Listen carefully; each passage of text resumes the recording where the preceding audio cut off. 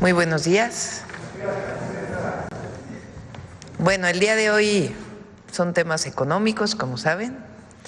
Se encuentra con nosotros y agradecemos la presencia de Pablo Moreno Cadena, director general de Asuntos Corporativos de MABE. Por supuesto, el secretario de Economía, Marcelo Ebrard Casaubon, y también está con nosotros Pepe Merino, José Antonio Peña Merino, que es el titular de la Agencia de Transformación Digital. El día de hoy vamos a hablar de la disminución de trámites, que ya inició, y les vamos a platicar lo que está haciendo Pepe, y también pues de temas muy importantes sobre que continúan las inversiones en nuestro país, y también pues cualquier pregunta que tengan sobre el tema de aranceles, etcétera, etcétera, pues aquí está también el secretario de Economía para contestar. Entonces, si les parece, iniciamos con Marcelo y después Pepe, ¿sí? Bueno, y está Noemí, obviamente, Mujeres en la Historia. Adelante. Con su permiso, Presidenta. Bueno, dos temas brevemente. El primero, darle la bienvenida a Pablo Moreno de MABE, que ahora nos va a decir en breves palabras la inversión que van a hacer. Es una inversión importante, está dentro del portafolio de inversión del Plan México. Son 668 millones de dólares, con y sin aranceles. 15 plantas en México. Empresa mexicana fundada en 1946. Ha salido avante de la competencia con diversas empresas del Asia. Y es una de las principales empresas exportadoras de electrodomésticos a los Estados Unidos. Si me permite, Presidenta, le cedería el uso de la voz a Pablo y después ya toco a Arancel. Pablo, por favor.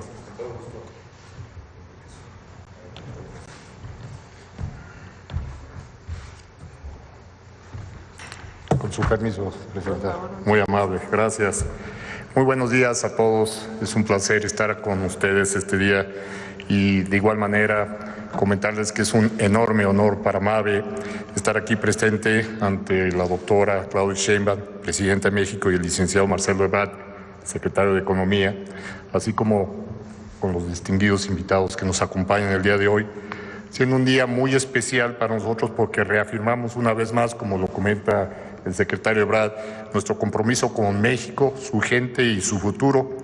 Desde hace casi 80 años, MABE ha sido parte fundamental del desarrollo industrial del país y pues nacimos en México, hemos crecido en México y seguimos invirtiendo en México, con y sin aranceles, como bien lo dice el secretario. Por eso me enorgullece anunciar que entre el 2025 y 2027 MABE invertirá 668 millones de dólares en el país, sumando así una inversión total de más de 1.145 millones de dólares en infraestructura y desarrollo tecnológico que hemos invertido en conjunto desde el 2023.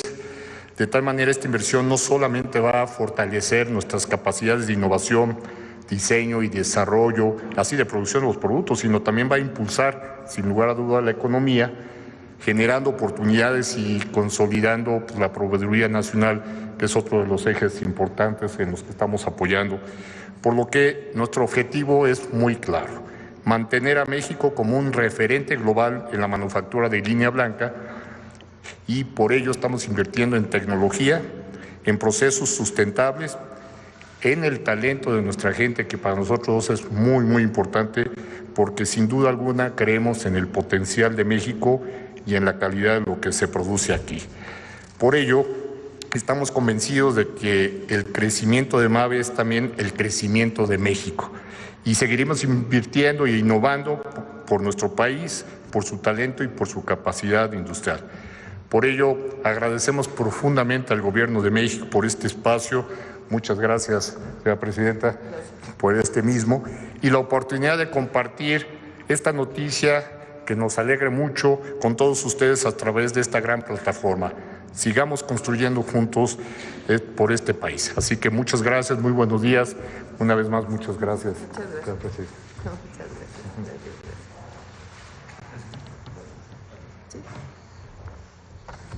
Bien, el segundo tema, muchas gracias, Pablo.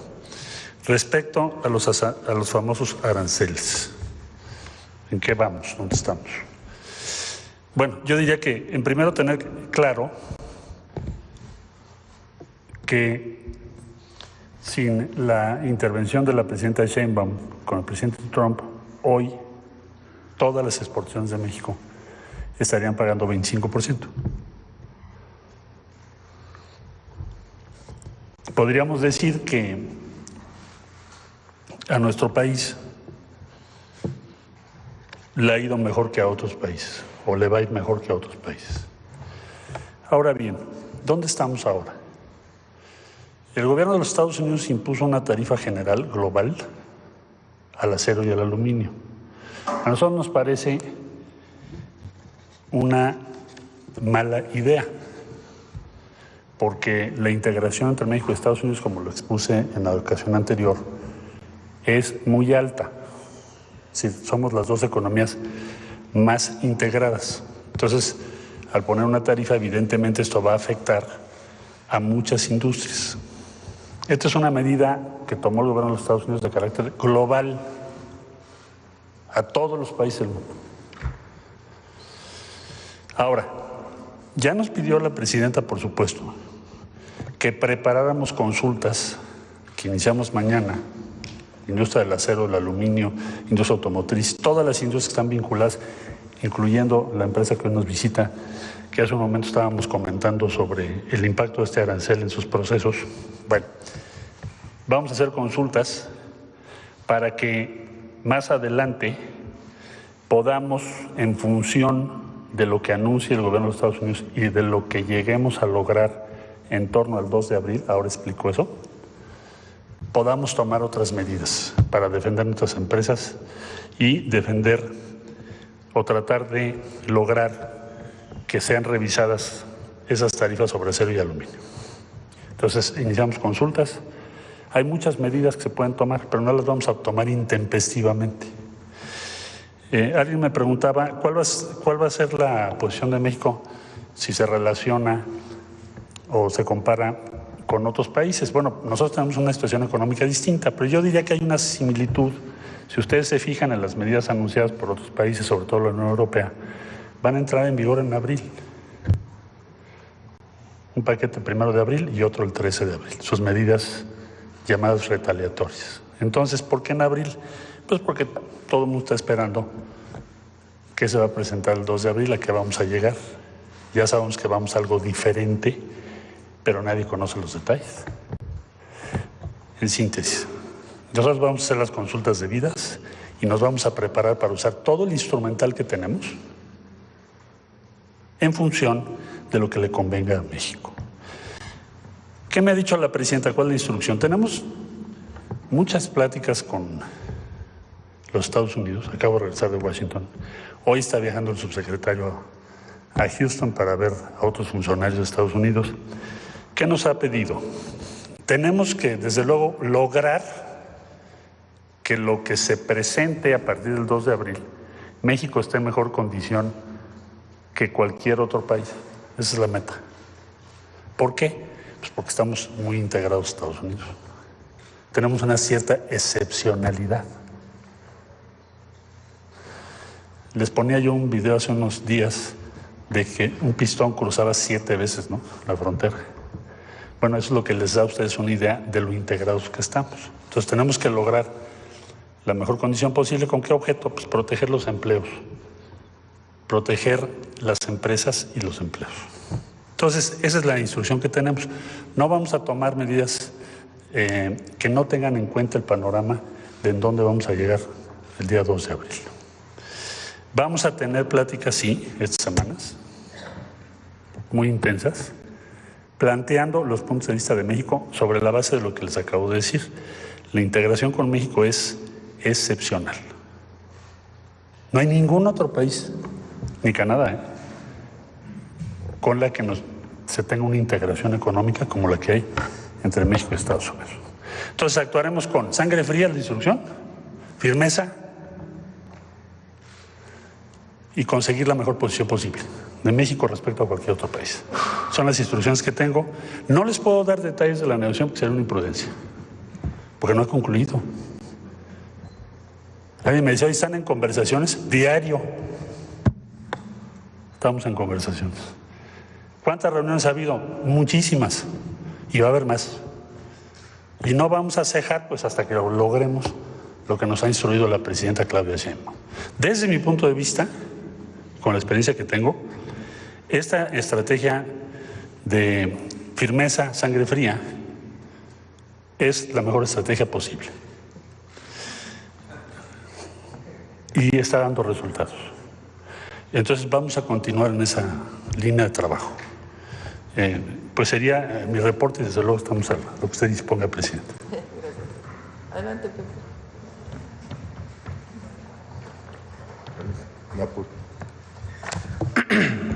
Buenos días. Como adelantaba la presidenta, con su permiso, ya iniciamos los trabajos de simplificación de trámites. Por un lado, la ley que se presentó en su diseño hace un par de semanas, ley para reducir trámites burocráticos y corrupción, y hoy es ya el avance que hemos logrado. Siguiente, por favor. Entonces, recordarán, en el universo de trámites en México, una persona realiza en promedio 486 trámites, de los cuales, y esto es muy importante, 85% se hacen con gobiernos locales, es decir, con estados y municipios, ¿no? Entonces, si no atendemos también esa parte, pues realmente no estamos mejorando la vida de las personas en términos de su interacción con gobiernos. En promedio, 523 trámites por estado, pero como tienen requisitos distintos, pues en realidad son 523 por 32, ¿no? Lo que tendríamos como universo.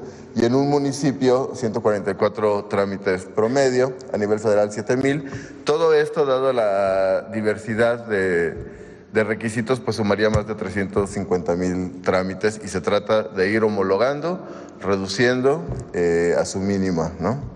Siguiente, por favor. Entonces, muy rápido, 342 trámites llevamos al día de hoy, simplificados. Esto significa dos cosas. Por un lado, eliminar algunos trámites redundantes. Les daba yo el ejemplo que si tú tienes un trámite para hacer una cosa que comparte tres trámites, que comparte 99% de los requisitos, pues en realidad ese es un trámite que tú puedes consolidar en uno solo, ¿no? Y en una sola presentación de documentos resolver los tres temas, ¿no? Entonces, hemos pasado de 342 a 151. Es una reducción del 56%. La meta es llegar a 2,309 este año de trámites federales y una reducción de 6 a 4 requisitos promedio, que es 34%. Ahora les detallo un poquito. Siguiente, por favor. Es importante decir, se simplifica primero y luego se digitaliza, ¿no? No tiene mucho sentido digitalizar algo, un trámite que es engorroso, excesivo. Entonces, primero simplificamos, ya empezamos también digamos, la línea de producción de digitalización. La idea es este año tener por lo menos 350 trámites digitalizados, de los que queden, ¿no? Con los requisitos que queden, que serían más de 80% del volumen de uso. Siguiente. Entonces les doy algunos ejemplos de trámites o requisitos que hemos eliminado para que ustedes se den una idea de que en algunos casos, pues sí, la verdad se solicitaban cosas pues muy fuera de proporción, ¿no? Por ejemplo, para registrar en el extranjero a una persona nacida en México, pero que tiene residencia en el extranjero y que no había sido registrada, un bebé, ¿no? Por ejemplo, se pedía prueba de ADN para comprobar que los padres fueran mexicanos. Pues realmente es un requisito innecesario, ¿no? Bastaría el pasaporte o el acta de nacimiento de los padres pues, para comprobar que son de nacionalidad mexicana, ¿no? Para tramitar pasaporte de una persona menor de edad, registrada extemporalmente, y explico esto muy rápido, es cuando se registra con más de un año de edad, pues se solicitaba una copia certificada de la sentencia de adopción o la constancia de alumbramiento, cuando el acta de nacimiento justamente lo que prueba es la relación filial entre padres, madres, hijos e hijas, ¿no? Para registro de defunción o reconocimiento de identidad de género, se requerían 2 testigos, ¿no? Pues también un requisito innecesario. Siguiente, por favor.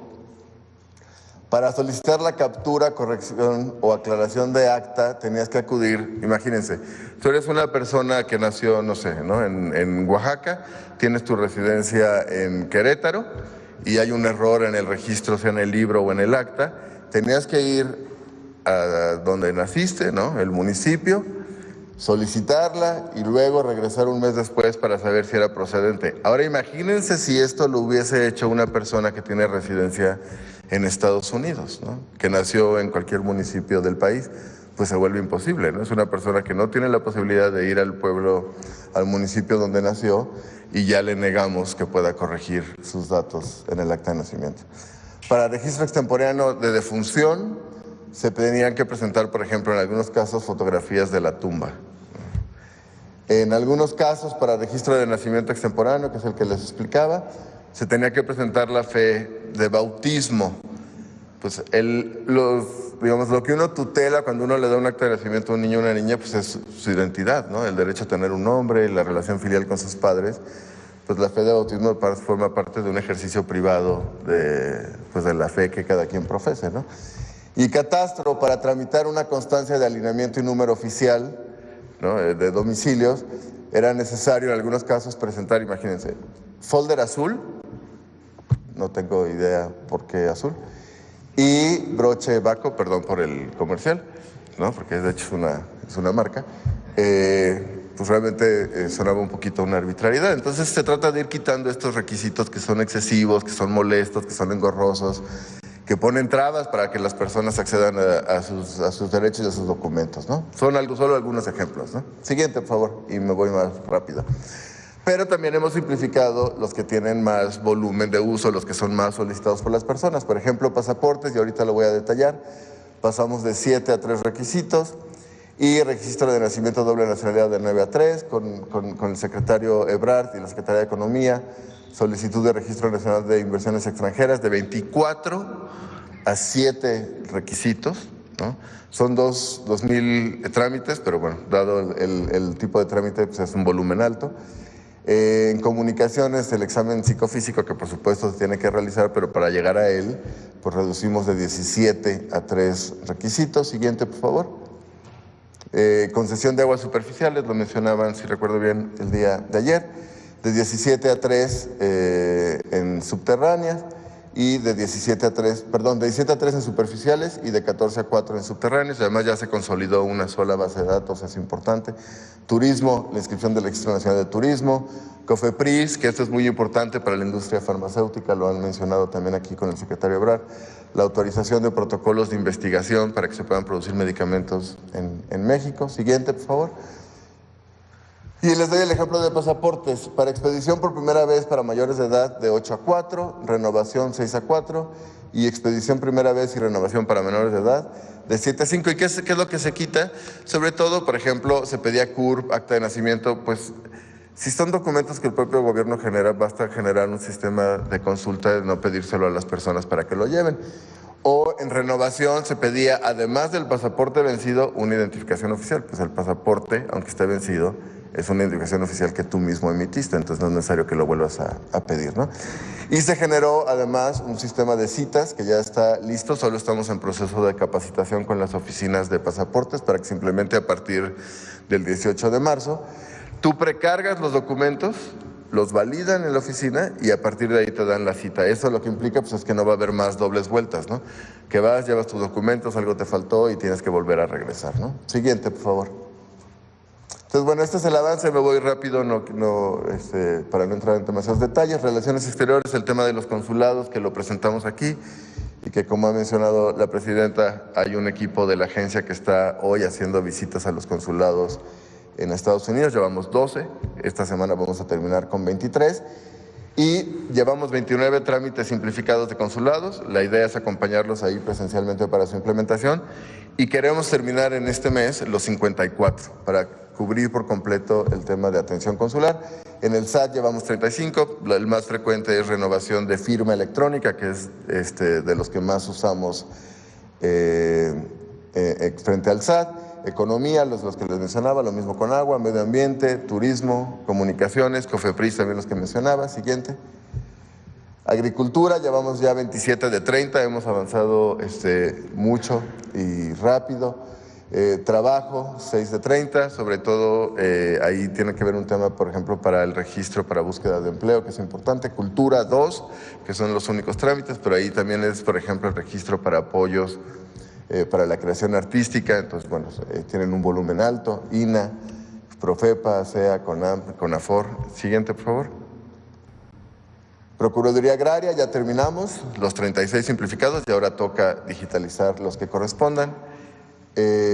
CONAPESCA, el RAN, llevamos 7 de 57 y además ahí hay un trabajo territorial importante junto con ellos justamente para la adopción de estos trámites ya digitalizados y simplificados. FONACOT 3, también ya terminamos y así nos vamos a ir moviendo a lo largo del año. La verdad hemos tenido y agradecemos mucha colaboración de las autoridades del gobierno federal, una total apertura y la verdad pues vamos a poder llegar a la meta que es la que nos planteamos y que la que nos comprometimos con la presidenta. Siguiente, por favor. Entonces, muy rápido, solo para que no olvidar y retomar el tema del 85% que se hacen con municipios y estados, ¿no? Nuestra meta, a la luz de la Ley Nacional para eliminar trámites burocráticos y corrupción, es que existan los mismos trámites con los mismos requisitos en todo el país. Es decir, que en un trámite de catastro, por decir, no en un municipio te pidan algo y en el del contiguo te pidan otra cosa. Es homologar. Y eso nos garantizaría que nos vamos a quedar con 230 trámites, estimamos, para los estados, cada uno, por supuesto, porque los tutelan cada uno de los estados y entidades, y 100 trámites para los municipios. Siguiente, por favor. Y ustedes recordarán, les hablaba la vez anterior, hay 3 proyectos, 4. Estratégicos, la Ventanilla Digital Nacional de Inversiones, que ya tendremos oportunidad de detallarla cuando se esté lista. La Plataforma Nacional de Registros Civiles, de Registros Públicos de la Propiedad y de Nacional Catastral. Y me permito lo siguiente, y ya con esto termino, siguiente. Todos los estados, los 32, más, por supuesto, las oficinas de registros civiles de consulados, están ya integrados a este ejercicio. No hemos encontrado ninguna oposición, al contrario. Lo único que hemos encontrado es entusiasmo y ganas de avanzar. Entonces, de los 32 estados que ya están integrados, ya tenemos 3 trámites digitalizados y simplificados, que son los que les mencionaba, que son captura para tener tu acta digital, corrección y aclaración si es que hay algún error en tu nombre. Pero además ya estamos en proceso de simplificación de 12 más, que ya están simplificados, perdónenme, que hay que digitalizarlos, y 16 que están en proceso de simplificación. Entonces vamos a acabar mucho más pronto y, sobra decir, registros civiles de los trámites mucho más frecuentes, ¿no? Porque el acta de nacimiento es uno de estos documentos que te piden para la mayoría de trámites o que se tienen que consultar en caso, como lo mencionaba al inicio. Siguiente. El registro público de la propiedad, también los 32 estados integrados. Estamos ya en proceso de digitalización 5, certificaciones, búsquedas, constancias de antecedentes registrales, copias certificadas, que son los más frecuentes, pero estamos en proceso de simplificación de 22. Estos son trámites que se están simplificando y digitalizando para todos los estados, ¿no? Y siguientes, y ya es la última, catastro.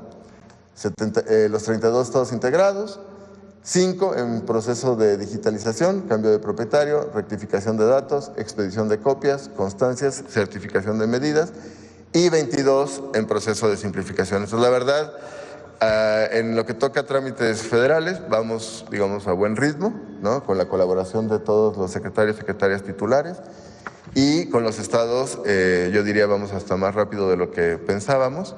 Y en estos 3 sobre todo, es registro civil, catastro y registro público de la propiedad. Entonces, pues bueno, pues muy contentos y muy agradecidos. Muchas gracias. Eso es lo que ayer me comentaron de que van a pasar de inversión de 2.6 años. De la Ventanilla Digital Nacional de Inversiones y que hemos colaborado muchísimo con el secretario Ebrard y su equipo. Hoy, en promedio, como le llaman en la Secretaría, aterrizar una inversión, es decir, desde que se anuncia, inicia el primer trámite, tienes que hacer trámites de operación, construcción, etcétera, con los 3 niveles de gobierno, te puedes tardar en promedio 2.6 años. Con la simplificación que ya estamos haciendo con la Secretaría de Economía y con los estados y municipios, vamos a pasar a menos de un año, ¿no? Es decir, reducir en menos de la mitad del tiempo, pues para que una inversión pueda empezar a operar y a generar empleos y actividad económica en donde se ha anunciado, ¿no? Entonces es uno de los más, que más nos entusiasma. Sería todo, presidente. Muchas gracias. Bueno, a ver, ponle la primera nada más. La segunda son de 300 a ¿cuántos? Pepe, lo que se publica hoy. Son 352. Adelante. Le siguen 342. Hoy se publica en el Diario Oficial de la Federación la reducción de 342 trámites a 151, que es la primera etapa de la simplificación y la digitalización de trámites para todas y para todos, para que el gobierno sea más eficiente, menos burocrático y podamos erradicar todavía lugares donde se presentan actos de corrupción. Bueno, es esto y agradecemos mucho a Mabe su presencia y la inversión que hace en nuestro país. Ahora sí vamos a las preguntas. Carlos.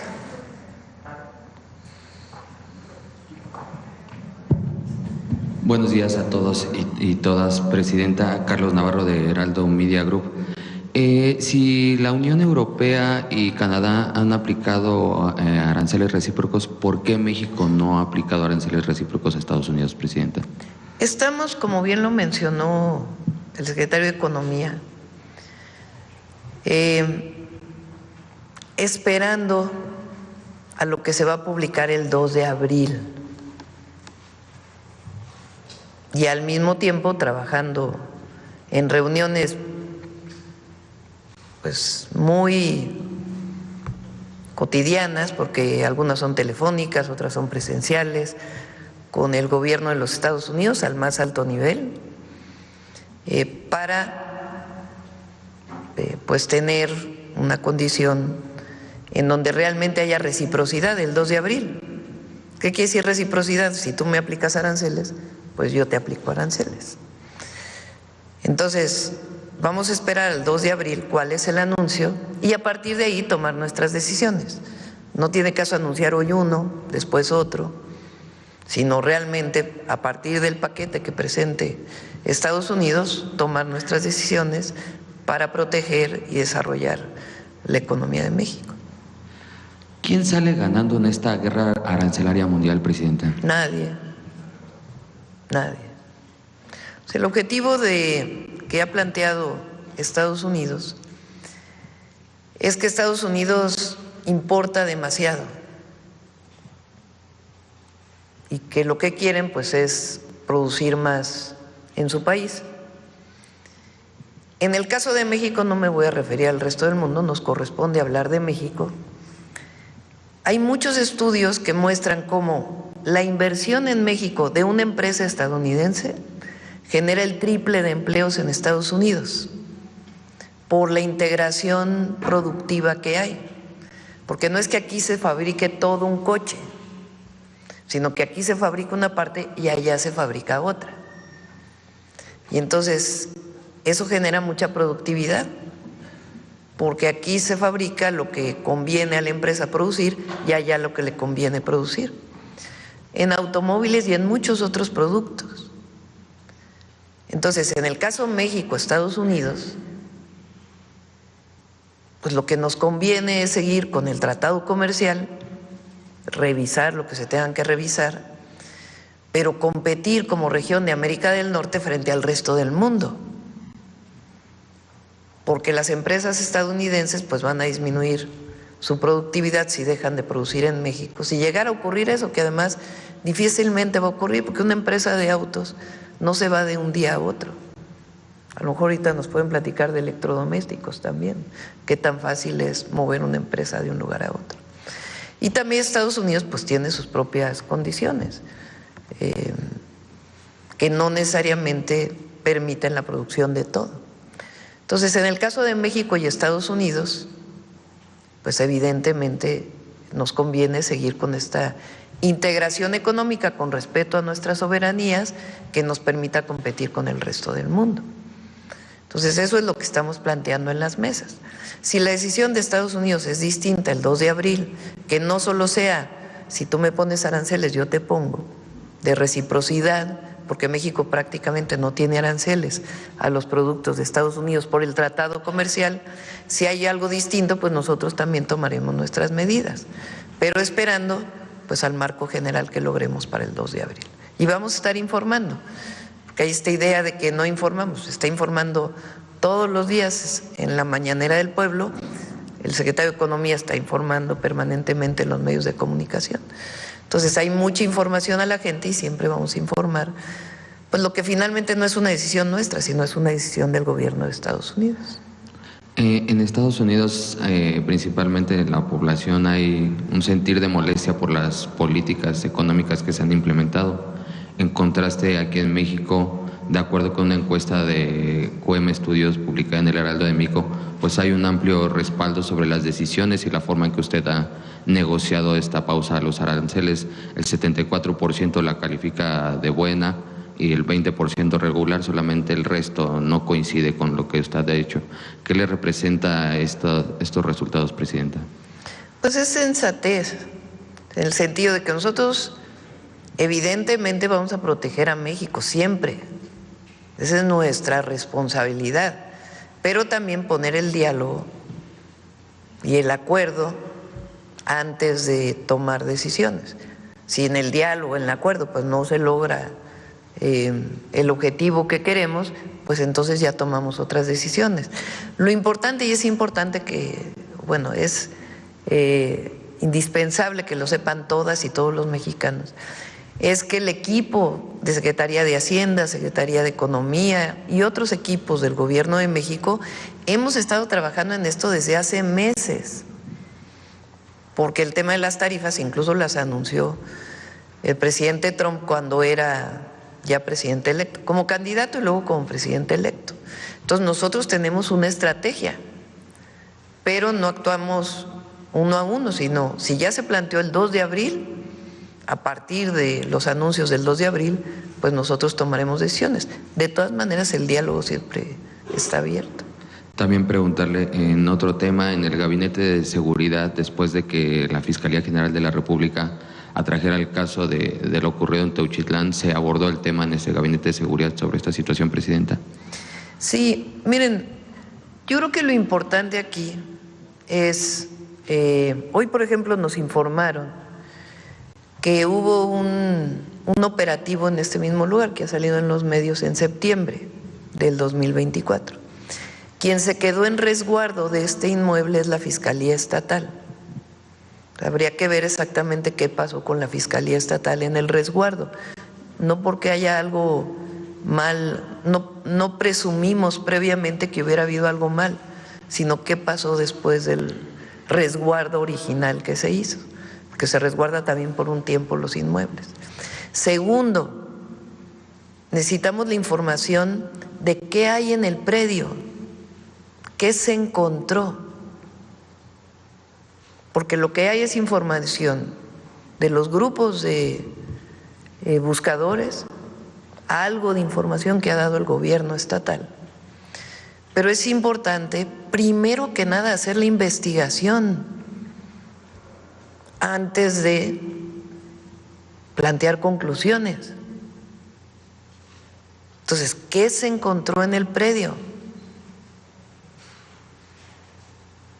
Antes que nada, esa información para que las fiscalías, que son finalmente quienes deben de actuar, pues puedan dar información a todo el país de qué es lo que se encontró.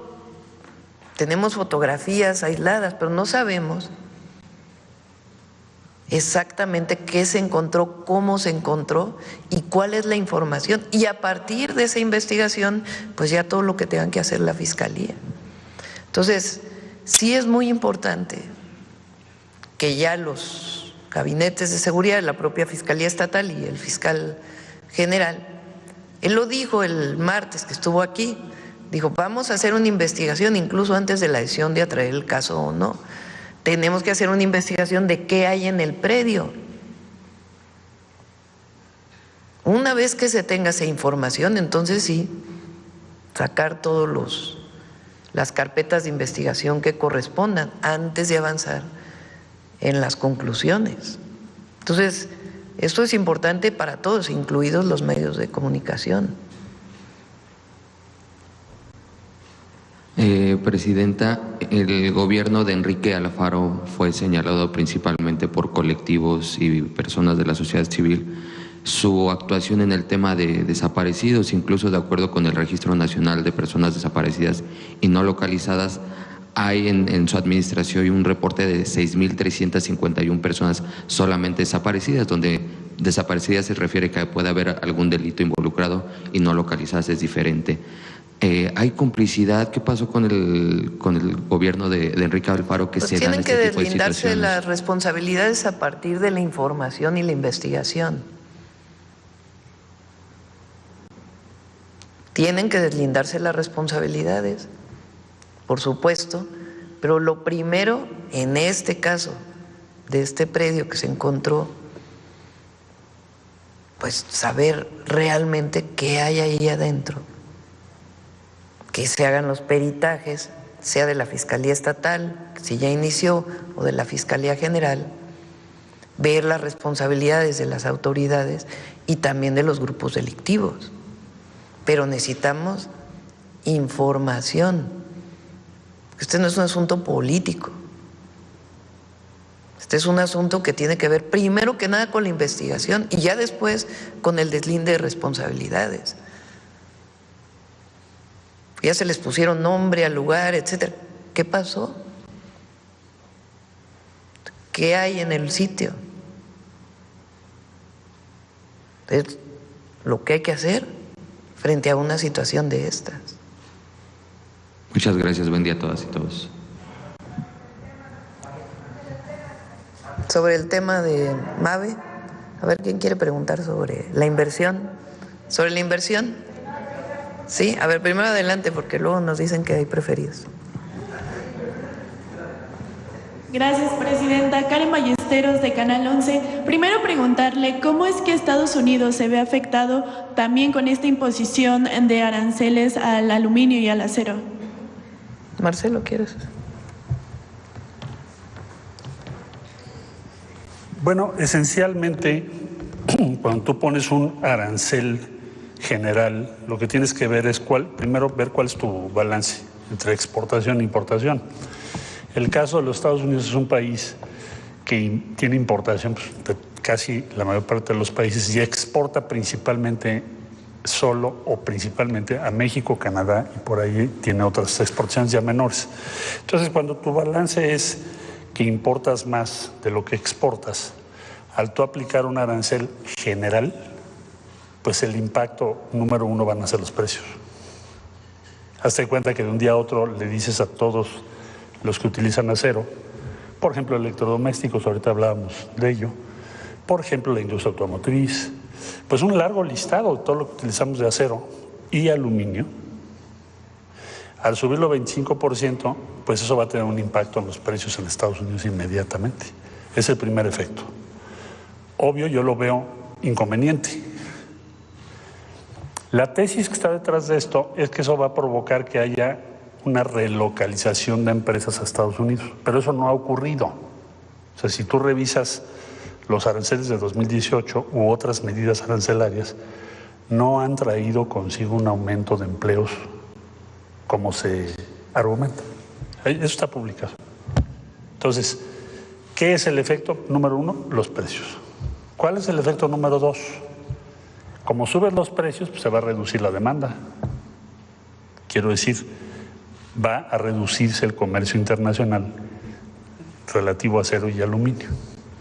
Entonces, la medida se toma, según explican las propias autoridades de Estados Unidos, para reducir el déficit y con ello tener más producción en Estados Unidos, pero el costo que se va a tener que pagar para ellos es aumento de los precios, dificultades para integrar lo que usas todos los días. Por ejemplo, un electrodoméstico, ahora que vayas a comprar un electrodoméstico en los próximos meses, un refrigerador, por ejemplo, una estufa, todos la gama de tus vehículos, cuando vayas a comprar tu camioneta, tu coche, pues te va a subir el precio. Ahora va a ser más caro que en otros países del mundo. Ese es el efecto que va a tener. Gracias. Presidenta, de acuerdo con datos de la OCDE, México se encuentra como el segundo país miembro con menos desempleo. ¿Cómo es que se logra esto? ¿Cómo logra esto el país frente a factores externos como, bueno, los efectos de la pandemia y ahora estas medidas arancelarias? Pues es parte de lo que hemos estado hablando, de un modelo económico distinto. Tiene que ver con favorecer el mercado interno, que se ayuda a través de los programas del bienestar, aumento salarial. Es decir, cuando hay más recurso económico en el mercado, si tú ganas 100 pesos, pues vas a comprar menos que si ganas 500 pesos. Entonces eso ayuda pues a impulsar la economía desde abajo. Y la otra cosa que se dio en nuestro país fue una importante inversión extranjera directa e inversión también de empresarios nacionales. Porque a veces solo hablamos de la inversión extranjera directa, pero también hubo inversión privada de empresarios nacionales. Y la otra muy importante es que se reactivó la inversión pública. En el periodo del presidente López Obrador, pues fue el Tren Maya, el Interoceánico, la refinería, las carreteras, las obras de agua, y eso impulsa también la inversión privada y muchísimo empleo indirecto que se genera a partir de la inversión pública. Y ese es el modelo que nosotros estamos siguiendo. Cuando se imponen aranceles, pues el efecto de la relocalización de empresas, dependiendo de cómo vayamos a quedar México respecto a todos los países del mundo, pues puede disminuir. Esa es, digamos, una posibilidad de lo que puede ocurrir con los aranceles. Nosotros creemos, por ejemplo, en el acero que mencionaba el secretario de Economía. El acero es una materia prima para muchísimos productos, muchísimos. Y producir acero, poner una siderúrgica, cualquiera que sea la tecnología que utilice, pues no es de un día a otro. Y aunque tengas una siderúrgica, de todas maneras la producción de los distintos tipos de acero, que son muchísimos, pues tampoco es tan fácil. Entonces México tiene una importante industria siderúrgica, pero de todas maneras importamos más de lo que exportamos. Es parte de lo que se ha planteado. ¿Qué necesidad tienes de poner aranceles a acero en nuestro país si estamos importando más de lo que exportamos? Es decir, no le conviene a Estados Unidos, ¿no? Y luego ya las decisiones que nosotros tomemos frente a lo que venga el 2 de abril. Gracias. En otro tema, ayer la segunda sala de la Por eso hay menos desempleo. Gracias. Ayer la segunda sala de la Corte impidió a la ministra Lenia Batres participar en una discusión de un amparo relacionado con el empresario Ricardo Salinas. Ellos argumentaron que ella no tendría un juicio objetivo. ¿Cuál es su opinión al respecto? Pues ninguno tiene un juicio objetivo, no hubo uno que escondió ahí la deuda por un año, la resolución por un año, que a poco ese ministro era muy objetivo. O al decir que Lenia no puede participar, o la ministra Lenia Batres no puede participar en la decisión, ¿a poco no es una decisión poco objetiva?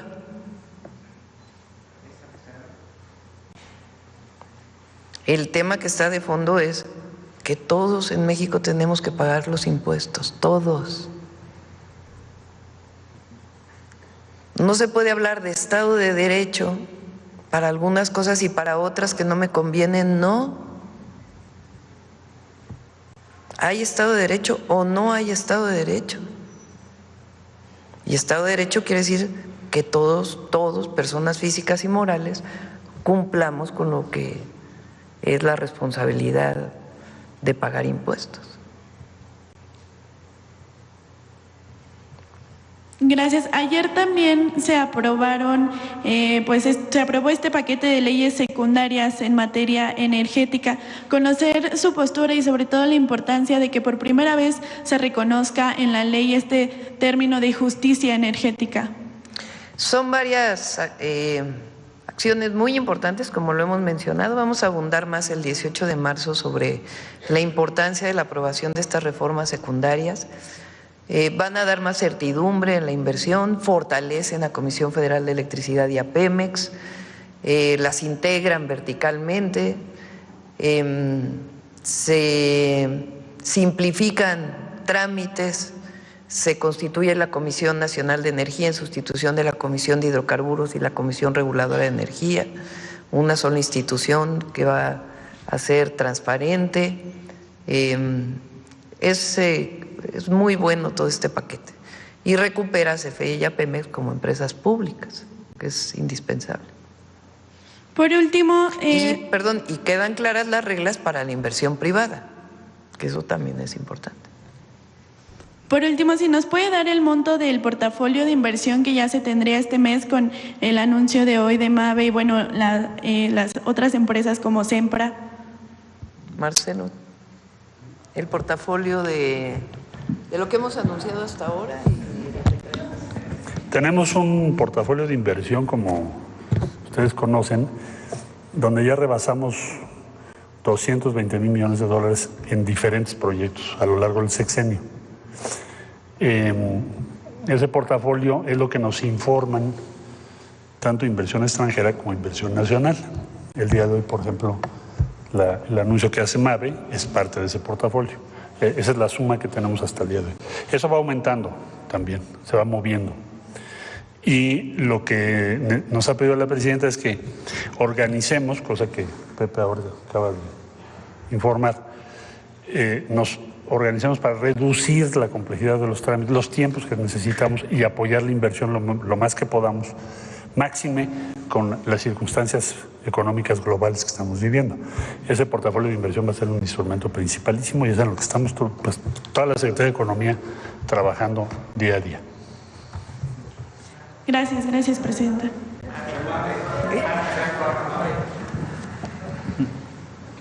Gracias, presidenta. Cristian Galarza, para Cultura Colectiva, Ecosfera y el fildeo de Grupo Tribu. Mi primera pregunta sería, pues que ayer el Episcopado Mexicano emitió un comunicado sobre los hallazgos en el rancho Izaguirre, en Jalisco. Entre los párrafos que integran el texto llama la atención uno en el que se manifiesta lo siguiente, lo voy a leer rápidamente. Dice: manifestamos nuestro extrañamiento porque mientras se presume que bajan un 15% los asesinatos dolosos, se trata de ocultar que crecen un 40% las desapariciones. Desafortunadamente, la mayor parte de estas víctimas son nuestros jóvenes. Es lo que, uno de los párrafos que dice este comunicado.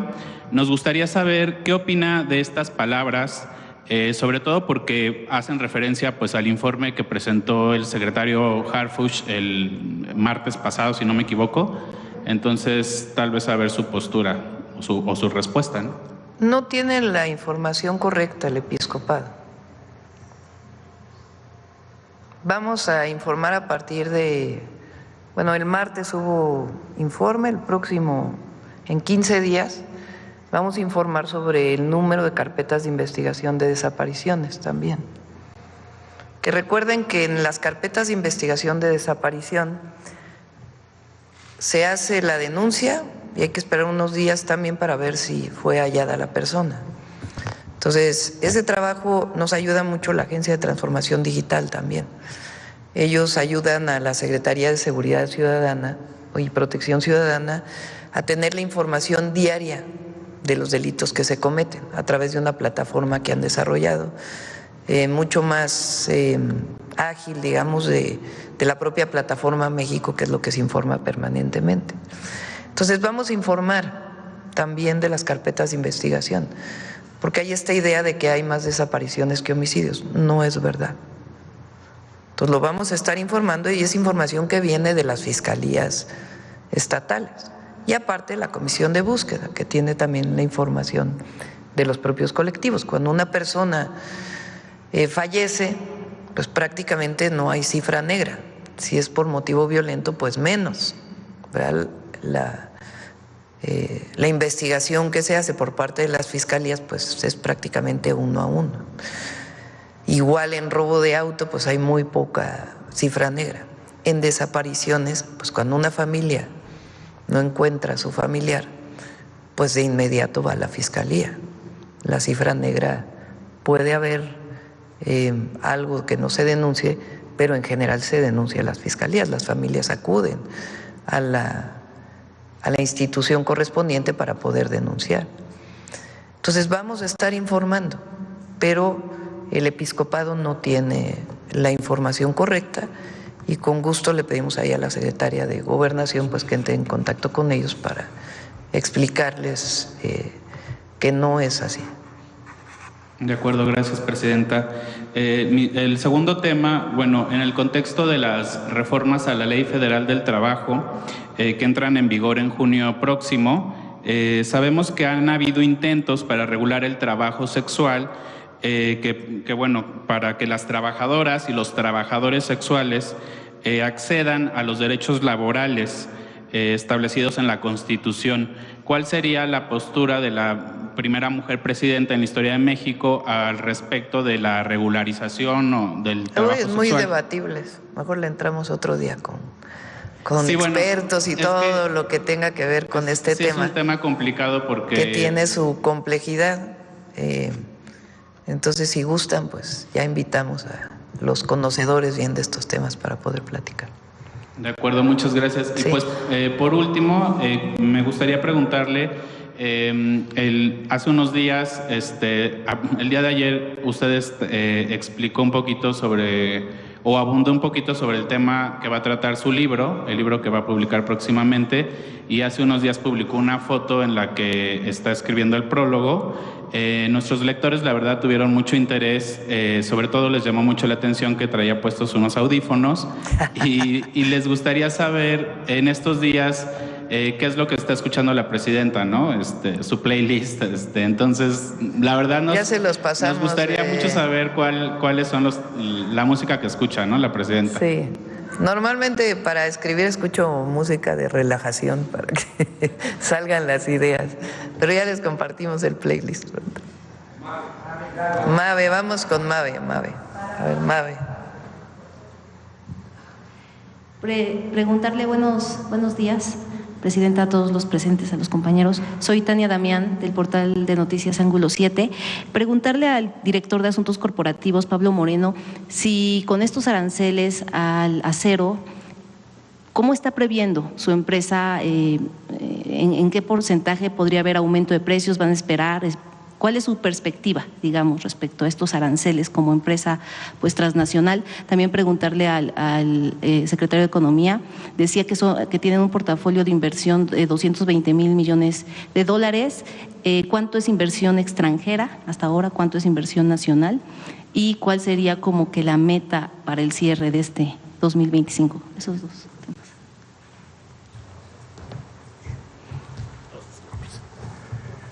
Muy buenos días, Tania. Un placer. Con relación a Mave y el tema de los aranceles de acero y aluminio, pues mira, llevamos prácticamente más de 80 años que se creó la empresa, pues viviendo con una serie de tácticas que nos han permitido pues, tomar esta referencia que hoy Mave tiene de liderazgo en México y Latinoamérica, y básicamente el principal aspecto que ha caracterizado a esto ha sido justamente la adaptabilidad. Entonces, nosotros abordamos este tipo de embates mediante la adaptabilidad y también pues innovando procesos que nos permitan ir pues monitoreando y actuando conforme a las circunstancias que pues obviamente provocan todos estos factores asociados al tema económico y a los entornos ambientales, de tal manera que hoy pues estamos cautos, y como bien nos ha indicado la señora presidenta, vamos a tener cabeza, templanza y poco a poco vayamos observando cómo van dándose las cosas para la toma de esas decisiones y la adaptabilidad a la que me refiero.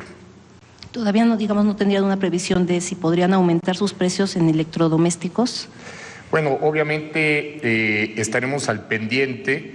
En México el embate del acero y aluminio no necesariamente es un tema, el embate económico es amplio, en particular en México, sin los aranceles per se, que habitualmente se lleva a cabo. Pero yo creo que este es un tema más para la población de Estados Unidos y creo que el reto recae más, como lo han dicho el secretario Ebrard, en los consumidores de allá. Ciertamente ellos estarán experimentando algunas afectaciones. Volvemos a lo mismo, por nuestro lado vamos a tener templanza y paciencia, trabajar aquí en equipo para dar cara a esto. ¿Allá en qué porcentaje podría estarse subiendo el precio con los consumidores estadounidenses? Todavía es muy pronto para saberlo, la medida es reciente, de tal manera que con todo gusto más adelante podemos darle seguimiento para poder comentar al respecto. Gracias. Muchas gracias, señor presidente.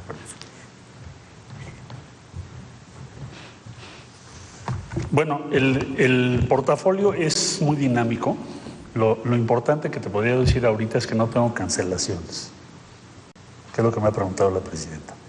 Oye, de que estamos haciendo este registro, ahorita alguien te habló y te dijo ya no voy a invertir en México. No, eso es un gran dato. Lo segundo es, todo el tiempo estamos haciendo nuevos registros, tanto nacionales como extranjeros. Entonces, vamos a ir informando trimestralmente. Hoy la cifra que tenemos es esta. Incluye, más o menos para que te des una idea, una mezcla de alrededor de 60% nacional y 40% extranjero. Eso puede variar conforme vayamos avanzando, pero eso es lo que tenemos al día de hoy.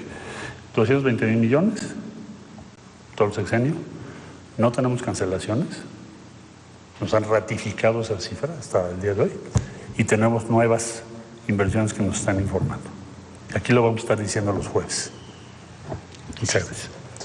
Y, presidenta, preguntarle, el viernes pasado hubo un operativo coordinado por la Marina, la Sedena, la Guardia Nacional y, bueno, la Fiscalía del Estado de Puebla, donde detuvieron a 2 alcaldes y a otro familiar, pues en una historia que podría ser casi de la ley de Herodes, Urubiel y Giovanni González Vieira y el otro familiar, Ramiro, gobiernan 3 municipios contiguos de la zona central de Puebla, Ciudad Cerdán, Tlachichuca y San Nicolás de Buenos Aires, por cierto, una zona donde antes se sembraba mucho maíz, era el granero de Puebla, lamentablemente se ha ido perdiendo pues esa siembra, por estar presuntamente vinculados con la delincuencia organizada.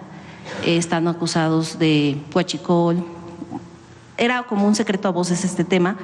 Es parte de un operativo enjambre. Hasta ahora pues se lograron detener, 2 están en el penal de Tepeji. El otro logró escapar porque la misma gente pues hizo manifestación. De hecho, el martes pasado pues retuvieron a los trabajadores del Congreso por más de 9 horas. Es parte de estos operativos enjambre. ¿Cómo ve este tema? ¿Cómo lograr que este tipo de gente no lleguen al poder? Ahorita están cobijados por Movimiento Ciudadano de Puebla. Y bueno, pues si llegan, pues sí que pues sean castigados para que no se siga promoviendo este tipo de autoridades municipales que lleguen al frente de alcaldías. Es una investigación que hizo la Fiscalía de Puebla. Más que un operativo, porque el objetivo no es detener autoridades, digamos. Lo que pasa es que si hay una investigación sobre un hecho delictivo y se encuentra que hay autoridades involucradas, pues no se prosigue, sea a nivel estatal o a nivel federal.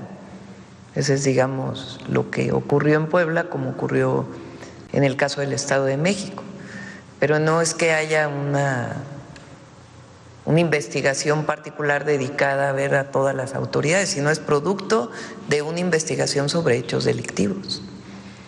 Entonces, lo que informaron el Gabinete de Seguridad, pues es que en efecto hay en la carpeta de investigación pues hay pruebas de esta vinculación. Gracias, presidenta. Y bueno, quisiera preguntarle, o no dejarle de preguntar, sobre el paro que hay en la Universidad Autónoma de Puebla. Inició el 24 de febrero, pues debido a algunas demandas legítimas de estudiantes. Bueno, hay que recordar que en la Universidad Autónoma de Puebla, después Benemérita, le pusieron así cuando llegó, se puede decir, el neoliberalismo, con los rectores José y Enrique Doher, Enrique Agüera, Alfonso Esparza Ortiz, pues que estos rectores empezaron a promover pues la privatización, me refiero a cuotas cada vez más altas para los estudiantes, pues la llamada burocracia dorada, es decir, se aumentaban los salarios los altos funcionarios universitarios, y bueno, son temas que lamentablemente pues estas prácticas generaron un descontento en el sector estudiantil, en el mismo sector universitario, pues sin que se hayan podido cortar de tajo. Actualmente está la rectora Lilia Cedillo, que también hay que decir es académica, y está tratando de atender, digamos, las demandas de los estudiantes a través de mesas de diálogo. Propuso que en cada facultad se hicieran mesas de diálogo. Hay, sin embargo, facultades que sí lo han hecho, sus directores han estado, directores junto con autoridades centrales que van a estas asambleas, que han estado buscando sentarse con universitarios. Hay otras facultades que lamentablemente pues siguen como en sus directivos en esta burbuja. Y en este sentido, usted como universitaria, y que además defendió a la universidad pública, ¿qué llamado haría tanto a los estudiantes pues que tienen tomada esta universidad, como a los directivos de las facultades que pues todavía no logran sentarse con los estudiantes pues para llegar a acuerdos? Ayer hubo una asamblea muy interesante en una facultad en donde pues los directivos están insistiendo en sentarse con los estudiantes y bueno, se han logrado acuerdos. ¿Cuál sería su llamado en este sentido? Diálogo. La Universidad de Puebla, la Benemérita, igual que muchas otras universidades públicas, son autónomas. Entonces, el gobierno estatal o federal participa si es que las partes solicitan su participación. Entonces, lo más importante es el diálogo y atender pues las demandas justas de los estudiantes. En algunos casos hay demandas que no se pueden cumplir por presupuesto, por ejemplo, y entonces pues ya se puede acudir a las autoridades estatales o federales. Pero yo lo he dicho, es importante, por ejemplo, fíjense algo bueno, en la UNAM, si recuerdan, cuando se discutió el presupuesto, planteamos aquí en la mañanera que sería importante que hubiera sus programas de austeridad republicana en las universidades y que no se utilizaran los recursos públicos pues para temas que no son necesarios y que se destinaran a las labores fundamentales de una universidad, la docencia, la investigación y la difusión de la cultura, de la ciencia, de las humanidades, de las artes. Entonces, la UNAM hizo un programa de austeridad interno. Pues aquí es importante, si ese es el caso, pues que se pueda hacer un programa de reorientación de recursos, si es que así está la situación, y diálogo, siempre hay que abrir el diálogo. Sí, de hecho, la rectora Lilia Cedillo pues sí solicitó ese diálogo, tanto pues a los directores de las facultades como a los estudiantes. Esperemos que se pueda destrabar. Y bueno, finalmente, aprovechando que hoy Morena estrena el podcast La Moreniza, para acercarse a la militancia, quisiera preguntarle, yo sé que casi no le gusta hablar de Morena porque, bueno, gobierna para todos los mexicanos, pero hace tiempo decía que los diputados deben ir a territorio y está haciendo una reafiliación Morena de 10 millones, quiere buscar a 10 millones de nuevos militantes o llegar a 10 millones, y por lo menos en Puebla no se ven a los coordinadores territoriales tocando puertas. Y estamos hablando que Morena pues actualmente va a recibir 2.500 millones de pesos. De hecho, con Mario Delgado se regresó una parte del presupuesto de Morena al INE. No sé si ahora la presidenta alcalde tenga pensado regresar una parte, digo, porque cuando cuando ganó el expresidente López Obrador, ganó con poco recurso. Creo que en esos momentos tenía 100 millones de pesos al año. Ahorita estamos hablando que son 24 veces más.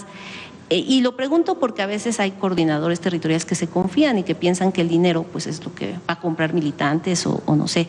Al menos en Puebla no se ven tocando puertas, platicando con la gente. Esa es mi pregunta. ¿Cómo ve este tema y cómo pues lograr que esta reafiliación no sea solo un llenado de listas? Bueno, ya le corresponde a Morena. Ya hiciste tu comentario, ya que escuchen los morenistas de Puebla tu solicitud. Presidenta, qué gusto saludarle a Ramón Ramírez Gutiérrez de Noticieros El Reloj.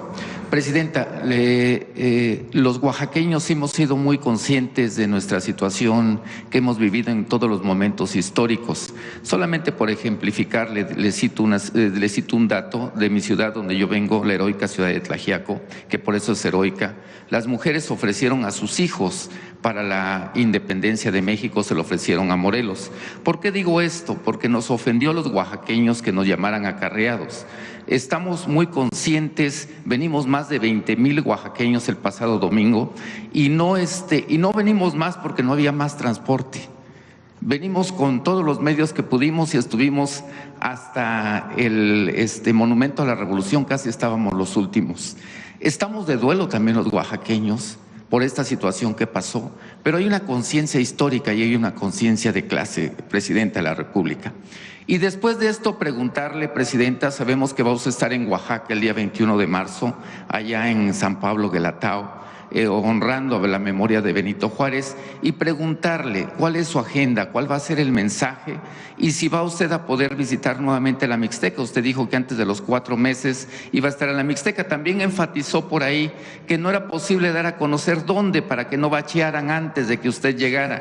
Pero falta la ruta, la Mixteca Alta, de donde yo vengo, Tlaxiaco, Oaxaca, la carretera federal 125, que le esperan con anhelo, Presidenta, y también preguntarle si va a ser posible que se reúna con los familiares de las víctimas de este accidente. Sí, con gusto.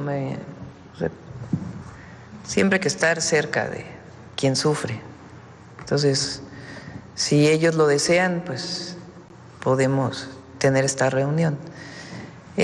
A ver si tienes la gráfica de lo que se va a modernizar de las carreteras en la Mixteca, que presentó el otro día Jesús Esteva. Es que curiosamente, Presidenta, no aparece la Federal 125, que es es la siguiente, es la que va de desviación de Nochistlán, donde usted pasó, hasta Putla. Usted le dio la vuelta por la Mixteca Baja y falta la Mixteca Alta, donde precisamente estuvo viviendo Lázaro Cárdenas. Hay un monumento en Yosondúa de Lázaro Cárdenas. Este año vamos a esta parte, la que está más hacia, que es hacia el norte, ¿no? Nororiente. Sí, exactamente. Y ya vamos a seguir, no vamos a parar. Ya la siguiente vamos por la siguiente parte que llega también hacia la costa, bueno, que se junta antes de llegar a la costa. Entonces, pero sí es un esfuerzo muy importante, tanto en la montaña de Guerrero como en la Mixteca Baja, en efecto, ahí por donde pasamos. Bueno, vamos a ir el 21 vamos, dije que el 17, me confundí porque el lunes es el día que no hay labores, el 17, pero el 21 es hasta el jueves, ¿no? Entonces, el jueves es que vamos a Oaxaca. ¿Vamos a viernes o jueves? Viernes 21. Vamos a Oaxaca. Vamos a recorrer una parte del camino de Benito que hizo el presidente López Obrador, que es el camino que recorrió Benito Juárez cuando niño, desde Guelatao hasta la ciudad de Oaxaca. Solo van a ser 2 kilómetros los que vamos a recorrer de los 48, pero vamos a recorrer el camino y luego ya llegamos a Guelatao. Una parte fundamental del evento tiene que ver con la soberanía, otra tiene que ver con Juárez como presidente de la Suprema Corte y lo que quisiéramos que representara pues el nuevo Poder Judicial con Juárez como referencia.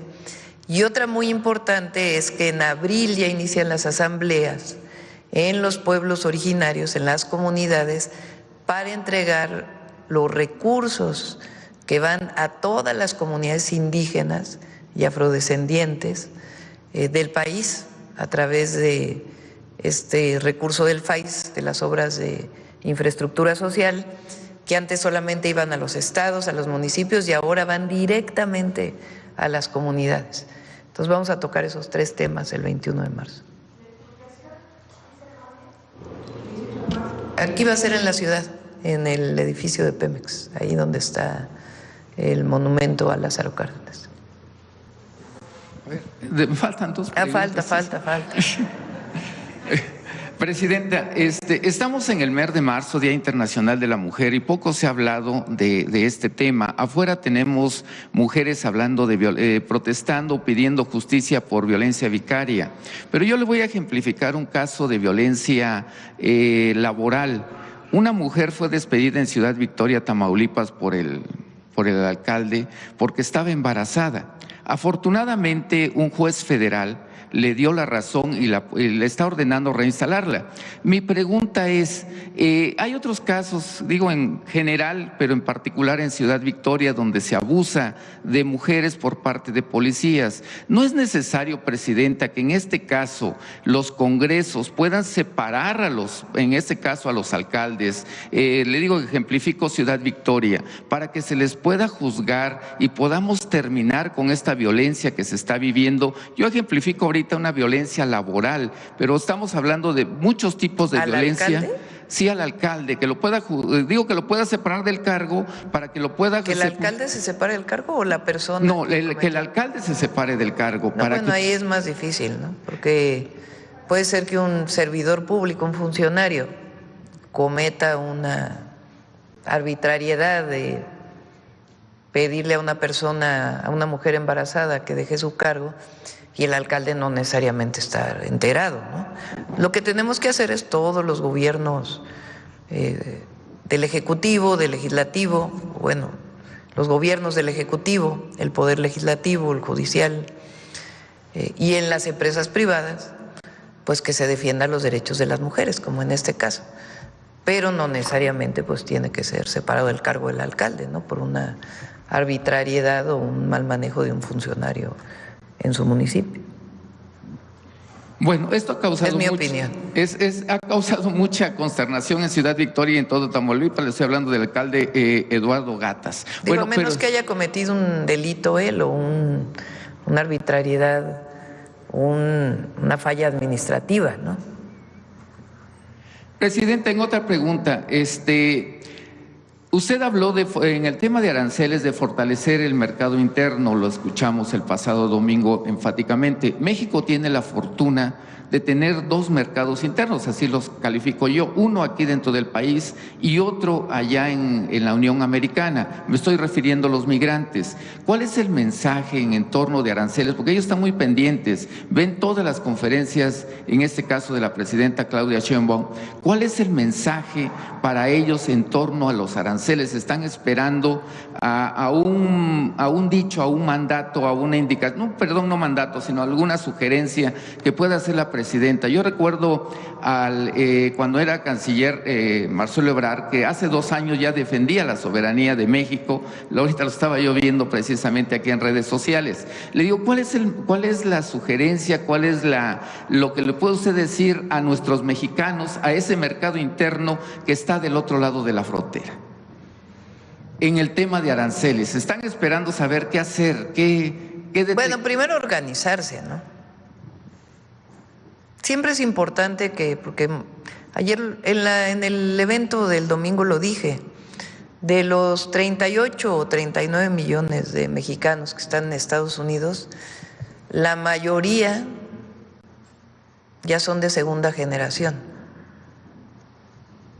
Y de los que son de primera generación, la mayoría tiene papeles de residencia, permiso de empleo. Entonces, ellos pueden enviar cartas a los legisladores diciendo pues que no están de acuerdo, por ejemplo. Pero vamos a esperar también al 2 de abril a ver cómo se dan las cosas para México y a partir de ahí, pues, un plan de acción, ¿verdad? si es necesario. Y ya por último, Presidenta, los municipios en muchas partes del país necesitan plantas tratadoras de aguas residuales. Dentro de este plan de agua, ¿no tiene usted, está considerado construir plantas tratadoras de aguas residuales para algunos municipios en el país, sobre todo medianos y grandes, que es una situación de fuente de contaminación para ríos? Digo, ejemplificar o particularizar. Justamente, no es general. por ejemplo, ahí creo que es Putla. Ahorita no recuerdo el municipio. Hay una planta de tratamiento. En Guajuapan de León. Hay una planta de tratamiento que cuando estuve ahí, el presidente municipal se acercó para pedirme que su mayor demanda era arreglar la planta de tratamiento para evitar la contaminación del río, donde también se utiliza el agua. Entonces ya se está trabajando ahí para rehabilitar esa planta de tratamiento. Y la Conagua está haciendo un trabajo, ayer lo mencionó en una parte Efraín, porque muchas veces se construye la planta de tratamiento y se abandona porque el municipio no tiene los recursos, a veces ni para pagar la electricidad. Entonces, tenemos que trabajar juntos, Federación, Estado y municipios, para que una vez que se construye o se mejora o se moderniza la planta de tratamiento, pues haya los recursos para poderla operar. Entonces, estamos trabajando en ello. Tlaxcala, por ejemplo, la gobernadora Lorena hizo un gran trabajo. Ha construido varias plantas de tratamiento y generó un esquema que permite que esas plantas de tratamiento estén en operación permanente. Entonces vamos a tomar parte del ejemplo de Tlaxcala para llevarlo a todo el país. Aprovecho para mandarle saludos a la gobernadora. Gracias, presidente. Gracias. Bueno, vamos por aquí, ya vamos a terminar. Gracias, presidenta. Oscar Zamudio para Sagacín del Estado de Hidalgo. Presidenta, tan solo en el municipio de Tizayuca hay más de 170,000 habitantes y solamente un hospital con servicios más bien limitados. El gobernador de Hidalgo, Julio Menchaca, y la presidenta municipal de Tizayuca, Gretchen Atilano, han señalado ya la urgencia de construir el hospital metropolitano que beneficiaría no solamente a Tizayuca, sino a los municipios que comprenden la zona metropolitana. Considerando, presidenta, la cercanía con el AIFA y con el nuevo tren que conectará a México y Pachuca, ¿se tiene contemplado la realización de este hospital como parte de la nueva estrategia de IMSS Bienestar? Lo revisamos. Gracias, presidenta. En el tema también de Hidalgo, la carretera Real del Monte Huasca tendrá 6 viaductos, 3 túneles, incluido el Vicente Guerrero de 700 metros y 2 entronques. Su apertura va a mejorar pues los accesos ya a los merito, pueblos. Ya casi. A los pueblos. Vamos a ir antes de terminar marzo, vamos a ir. Mañana sí es el banderazo entonces del tren. No, vamos a esperar a la próxima semana. Ya no nos dio tiempo de ir a Hidalgo, pero la próxima semana vamos a ir. Perfecto, presidenta. Considerando entonces la próxima inauguración de esta carretera, hay un semáforo en este instante que está en amarillo por parte de la UNESCO como parte de uno de los geoparques. Uno de los geoparques que tiene México está en la comarca minera, que es en el municipio, que abarca varios municipios del estado de Hidalgo. Hay un semáforo amarillo por parte de la UNESCO y ¿podría esto representar que México perdiera este reconocimiento? No lo va a perder. Ahí vamos a trabajar. Recuerden que en Hidalgo vamos a hacer una inversión muy grande. Es de los estados donde más inversión va a haber. Se está haciendo una inversión muy importante para el saneamiento del Valle del Mezquital, para la tecnificación del riego de toda esta zona, trabajando con los distritos de riego y con los agricultores. Va a haber saneamiento de los ríos que llegan a toda esta zona, incluido el río Tula, que ya hay proyecto. Vamos a convertir la planta termoeléctrica de combustóleo en planta de gas natural.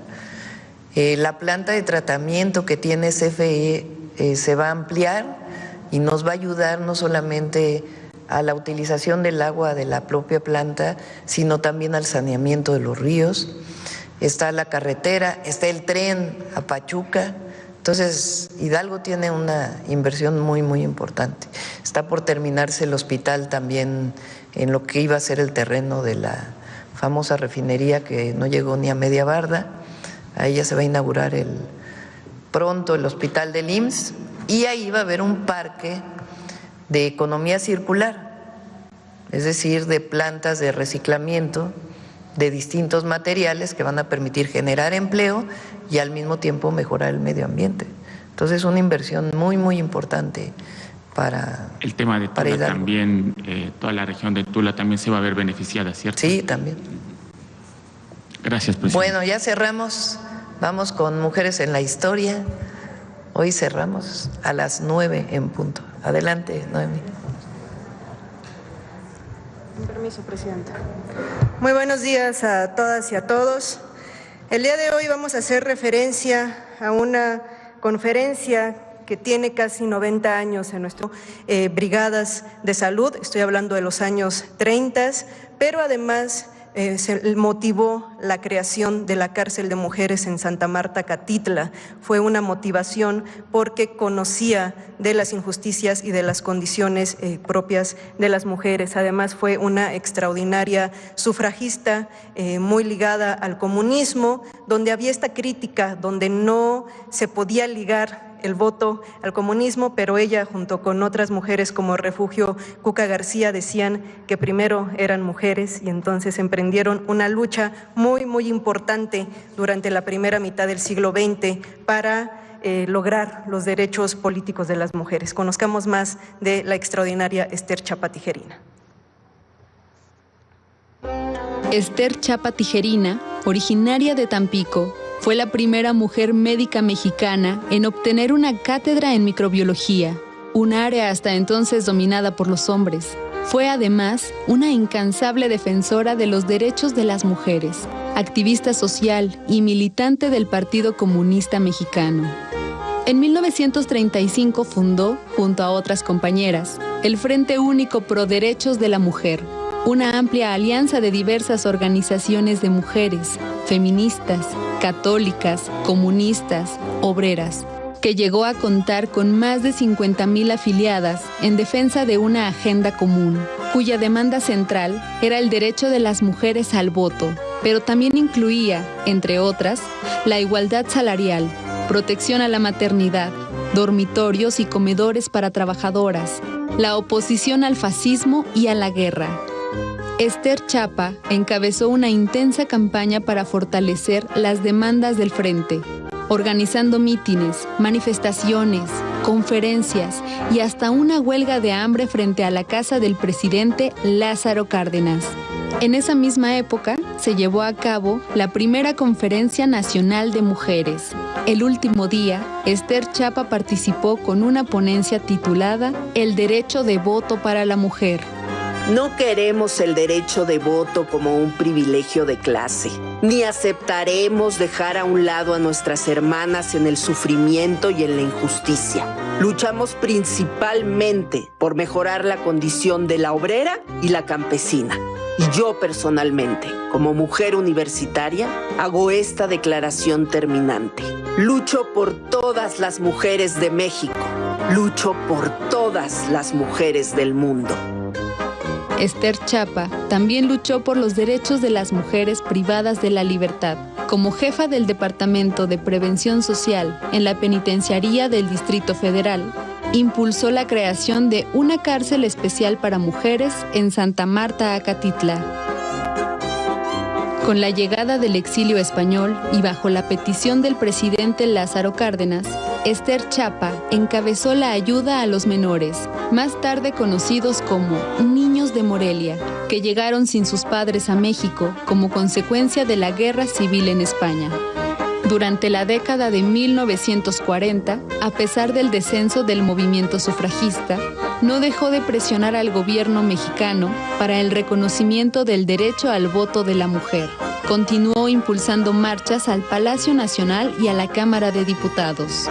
Esther Chapa redactó por más de 20 años peticiones para las cámaras de diputados y senadores, solicitando que se reconociera la ciudadanía plena de las mujeres, lo que la convirtió en una leyenda del feminismo. En la década de los 60, fue directora de la Escuela Nacional de Enfermería y Obstetricia de la UNAM. Durante su gestión, no solo fue aprobada la licenciatura en enfermería, sino que fundó una guardería para los hijos de las trabajadoras. Esther Chapa falleció a los 66 años en la Ciudad de México, tras una vida dedicada a la ciencia, la enseñanza, la lucha por los derechos de las mujeres en México, la solidaridad y justicia en el mundo. Para cerrar, quisiera recuperar este fragmento del discurso de la conferencia que dio en aquel 1936. Muchas veces se les acusaba a las mujeres sufragistas, tanto a las del mundo como a las mexicanas, de ser una lucha privilegiada, de ser una lucha desde las universidades, y es por ello que este fragmento es muy importante. Si nosotras queremos el voto, es para estar totalmente en igualdad con el hombre y para apoyar desde los recintos gubernamentales una lucha intensa por el efectivo bienestar de las mujeres y de sus hijos. No queremos el derecho de voto como un privilegio de clase, ni aceptaremos dejar a un lado a nuestras hermanas en el sufrimiento y en la injusticia, por el solo hecho de que sean obreras o campesinas, o porque no sepan leer y escribir. Muy por el contrario, luchamos principalmente por mejorar la condición de la obrera y la campesina. Y yo, personalmente, como mujer universitaria, hago esta declaración terminantemente. Lucho por todas las mujeres de México, lucho por todas las mujeres del mundo. Esther Chapa Tijerina. Muchas gracias. Gracias, Presidenta. Buen día.